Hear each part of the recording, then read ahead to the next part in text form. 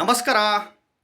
ಇಡೀ ಪ್ರಪಂಚದಲ್ಲೇ ತಗೊಳ್ಳಿ, ಯಾಕೆ ಈ ರಾಶಿ ನಕ್ಷತ್ರದವರು ಲಕ್ಷಾಧಿಪತಿಗಳಾಗ್ತಾರೆ, ಕೋಟ್ಯಾಧಿಪತಿಗಳಾಗ್ತಾರೆ?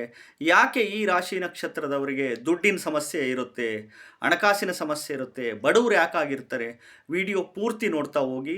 ವಿಡಿಯೋ ಇಷ್ಟ ಆದರೆ ಲೈಕ್ ಮಾಡಿ. ಹೊಸದಾಗಿ ವಿಡಿಯೋ ನೋಡ್ತಾ ಇದ್ದವರು, ಮೊದಲನೇ ಬಾರಿ ವಿಡಿಯೋ ನೋಡ್ತಾ ಇದ್ದವರು ಚಾನಲ್ ಸಬ್ಸ್ಕ್ರೈಬ್ ಮಾಡ್ಕೊಳ್ಳಿ. ನೋಡಿ, ಮೊದಲೇದು ನಿಮ್ಮ ಆಯ್ಕೆಗಳೇ ನಿಮ್ಮನ್ನು ಶ್ರೀಮಂತರನ್ನಾಗಿ ಮಾಡಿಸುತ್ತೆ. ಯಾವುದೇ ಆಯ್ಕೆಗಳಿರ್ಬೋದು, ಉದ್ಯೋಗದ ಆಯ್ಕೆ, ವ್ಯಾಪಾರದ ಆಯ್ಕೆ, ಬಿಸ್ನೆಸ್ ಆಯ್ಕೆ, ಕೃಷಿ ಆಯ್ಕೆ, ವ್ಯವಸಾಯದ ಆಯ್ಕೆ, ರಾಜಕೀಯದ ಆಯ್ಕೆ, ಚಲನಚಿತ್ರ ರಂಗದ ಆಯ್ಕೆ, ಸ್ಟೇಟ್ ಗೌರ್ಮೆಂಟ್ ಜಾಬಲ್ಲಿರ್ಬೋದು, ಸೆಂಟ್ರಲ್ ಗೌರ್ಮೆಂಟ್ ಜಾಬಲ್ಲಿರ್ಬೋದು, ಸಾಫ್ಟ್ವೇರ್ ಫೀಲ್ಡ್ಗಳಲ್ಲಿ, IT BT ಸೆಕ್ಟರ್ಸ್ಗಳಲ್ಲಿರ್ಬೋದು. ಒಬ್ಬೊಬ್ಬರು ತುಂಬ ಜನ ಶೇರ್ಸಲ್ಲಿ ಇರ್ತಾರೆ, ಶೇರ್ಸ್ ಮಾರ್ಕೆಟಲ್ಲಿ ಇದು ಮಾಡ್ತಾ ಇರ್ತಾರೆ. ನಿಮ್ಮ ಆಯ್ಕೆಗಳೇ ನಿಮ್ಮನ್ನು ಶ್ರೀಮಂತರನ್ನಾಗಿ ಮಾಡಿಸುತ್ತೆ. ಎಸ್ಪೆಷಲಿ ಈ ಕರ್ಕಾಟಕ ರಾಶಿ, ವೃಶ್ಚಿಕ ರಾಶಿ, ಧನಸ್ಸು ರಾಶಿ, ಮಕರ ರಾಶಿ, ಕುಂಭ ರಾಶಿ, ತುಲಾ ರಾಶಿ, ವೃಷಭ ರಾಶಿ, ಮೇಷರಾಶಿನವರು ಇಡೀ ಪ್ರಪಂಚದಲ್ಲೇ ತಗೊಳ್ಳಿ, ಇಡೀ ವಿಶ್ವದಲ್ಲೇ ತಗೊಳ್ಳಿ, ಇಡೀ ವರ್ಲ್ಡಲ್ಲೇ ತಗೊಳ್ಳಿ, ಇವರೇ ಸಿಕ್ಕಾಬಟ್ಟೆ ಲಕ್ಷಾಧಿಪತಿಗಳು, ಕೋಟ್ಯಾಧಿಪತಿಗಳು ಆಗಲಿಕ್ಕೆ ಸಾಧ್ಯ. ಅದಕ್ಕೆ ನೋಡಿ, ಜಾತಕ ಅಂತ ಒಂದಿರುತ್ತೆ.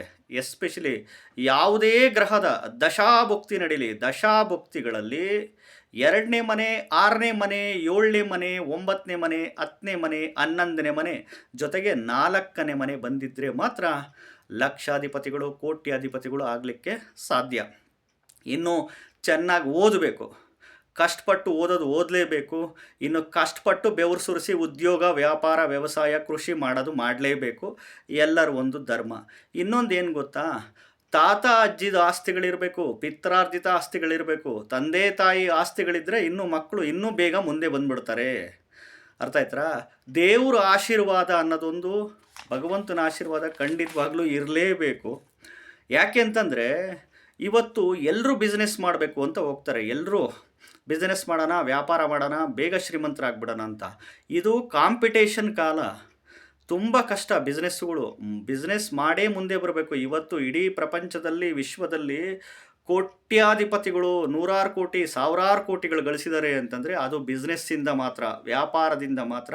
ಎರಡನೇದು ರಾಜಕೀಯದಿಂದ, ಚಲನಚಿತ್ರ ರಂಗದಿಂದ ಮಾತ್ರ.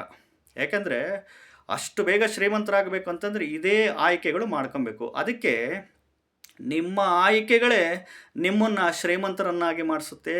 ನಿಮ್ಮ ಆಯ್ಕೆಗಳೇ ನಿಮ್ಮನ್ನು ಲಕ್ಷಾಧಿಪತಿಗಳನ್ನಾಗಿ ಮಾಡಿಸುತ್ತೆ. ನಿಮ್ಮ ಆಯ್ಕೆಗಳೇ ನಿಮ್ಮನ್ನು ಕೋಟ್ಯಾಧಿಪತಿಯನ್ನಾಗಿ ಮಾಡಿಸುತ್ತೆ. ಉದ್ಯೋಗದ ಆಯ್ಕೆ, ವ್ಯಾಪಾರದ ಆಯ್ಕೆ, ಕೃಷಿ ವ್ಯವಸಾಯದ ಆಯ್ಕೆಗಳು ಸರಿಯಾಗಿರಬೇಕು. ಜೊತೆಗೆ ಪೇರೆಂಟ್ ಸಪೋರ್ಟ್ ಇರಬೇಕು, ತಂದೆ ತಾಯಿಗಳು ಸಪೋರ್ಟ್ ಇರಬೇಕು. ಈಗ ನೋಡಿ, ಈ ಸ್ವಲ್ಪ ಮಿಥುನ ರಾಶಿ, ಸಿಂಹ ರಾಶಿ, ಕನ್ಯಾ ರಾಶಿ, ಮೀನ ರಾಶಿ, ಬೇರೆ ಉಳಿದ ಎಲ್ಲ ರಾಶಿ ಕಂಪೇರ್ ಮಾಡ್ಕೊಂಡ್ರೆ ಸ್ವಲ್ಪ ಫೈನಾನ್ಷಿಯಲ್ ಟ್ರಬಲ್ಸ್ಗಳು ಇದ್ದೇ ಇರುತ್ತೆ, ಹಣಕಾಸಿನ ಸಮಸ್ಯೆಗಳು ಇದ್ದೇ ಇರುತ್ತೆ. ನೋಡ್ರಿ, ಅದಕ್ಕೆ ಈ ಜಾತಕದಲ್ಲಿ ಹೇಳ್ತಾ ಇರ್ತೀನಿ, ಯಾವುದೇ ಗ್ರಹದ ದಶಾಭುಕ್ತಿ ನಡೀಲಿ, ದಶಾಭುಕ್ತಿಗಳಲ್ಲಿ ಈ 1ನೇ ಮನೆ, 3ನೇ ಮನೆ, 5ನೇ ಮನೆ, 8ನೇ ಮನೆ, 12ನೇ ಮನೆ, ಜೊತೆಗೆ 6ನೇ ಮನೆ ಸೇರ್ಕೊಂಬಿಡ್ತು ಅಂದರೆ ಖಂಡಿತವಾಗ್ಲೂ ಹಣಕಾಸಿನ ಸಮಸ್ಯೆ, ಸಾಲಬಾಧೆಗಳು, ಈ ಗಂಡ ಹೆಂಡ್ತಿ ಜಗಳ, ಕಲಹ, ಮನಸ್ತಾಪ, ಡೈವರ್ಸು, ವಿಚ್ಛೇದನ, 2ನೇ ಮದುವೆಗೆ ಹೋಗೋದು, ಈ ಪ್ರೀತಿ ಪ್ರೇಮ ರಿಲೇಟೆಡ್ಸ್ಗಳೆಲ್ಲ ಮಾಡೋದು, ಇದೆಲ್ಲ ಹೆಚ್ಚಾಗ್ಬಿಡುತ್ತೆ. ಸಮಸ್ಯೆಗಳ ಮೇಲೆ ಸಮಸ್ಯೆಗಳು ಉಲ್ಬಣ ಆಗುತ್ತೆ. ಹಂಗಾಗಿ ಯಾಕೆ ಈ ರಾಶಿ ನಕ್ಷತ್ರದವರು ಶ್ರೀಮಂತರು, ಈ ರಾಶಿ ನಕ್ಷತ್ರದವರು ಬಡವರು ಅಂತಂದರೆ, ಇಡೀ ವಿಶ್ವದಲ್ಲೇ ತಗೊಳ್ಳಿ, ಎಲ್ಲ ರಾಶಿ ನಕ್ಷತ್ರದ ಕಂಪೇರ್ ಮಾಡ್ಕೊಂಡ್ರೆ ಈ ರಾಶಿ ನಕ್ಷತ್ರದವರು ಖಂಡಿತವಾಗ್ಲೂ ಇದ್ದೇ ಇರ್ತಾರೆ. ನೀವು ಮಾಡುವ ಆಯ್ಕೆಗಳ ಮೇಲೆ ನಿಂತಿರುತ್ತೆ. ನಮಸ್ಕಾರ.